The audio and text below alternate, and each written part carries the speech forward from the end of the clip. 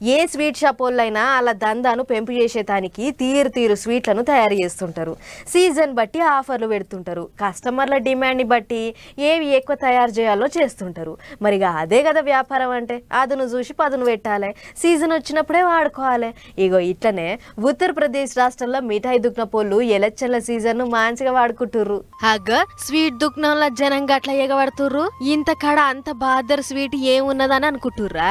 అంత గొప్ప లేకుంటే గీ ముచ్చట మీకెందుకు చెప్తాం గాని ఇక ముచ్చట్లకు పోతే, ఉత్తరప్రదేశ్ రాష్ట్రం లక్నో పట్టణంలో ఉన్న ఓ మిఠాయి షాప్ లా ఓ వెరైటీ స్వీట్ తయారు చేస్తుర్రాట. పేరు గుజియా. గుజియా అంటే గదేందో అనుకునేరు, గర్జకాయ గర్జ. దాన్నే గిట్ల హోలీ పండుగ కాబట్టి తీర్వానం మీద రంగు రంగులు తయారు చేసిర్రు. అందులో ఇప్పుడు దేశం అంతా ఎలక్షన్లు ఉన్నాయి కదా, ప్రతి ఒక్కళ్ళు ఓటేయాలి అని స్వీట్ల మీద రాసి ప్రచారం చేస్తున్నారట. అందుకే ఇక గీ మిఠాయి దుకాణానికి పబ్లిక్ ఎగబడుతుర్రాట. అందులో గర్జకాయల కొరకు గుద్దుకున్నట్టే అవుతున్నదట. ఎవ్వరు చూసినా రంగురంగుల గర్జలే కావాలంటున్నారట. మనం ఇంట్లో వేసుకునే వాటికంటే పెద్దగానే ఉన్నాయి గీ గర్జలు. ఎర్రయి, తెల్లయి, నల్లయి చాలా రంగులే ఉన్నాయి. జెండా రంగులు కూడా ఉన్నాయి. ఇక ఓట్ల ప్రచారం చేస్తుర్రు కాబట్టి వీటిని ఎలచ్చల్ల గర్జలు అని అంటుర్రట అక్కడి పబ్లిక్. అంత మంచినే ఉన్నది గాని వీటి రేటు మస్తు పిరం ఉన్నది.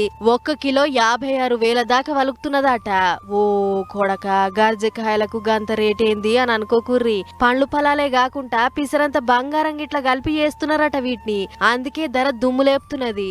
ఇంట్లో 500 రూపాయల మాల్ మసాలా తెచ్చుకుంటే తట్టెడు గర్జలు తయారైతాయి. గాయంత దానికి కిలో 56,000కు అమ్ముడేంది అని అనుకుంటుర్రట గీ ముచ్చట చూసిన మన దిక్కోళ్ళు. ఏమైనా ఎలక్షన్ల టైం ను మంచిగా వాడుకుంటుర్రు గీ మిఠాయి దుక్నపోళ్ళు కదా.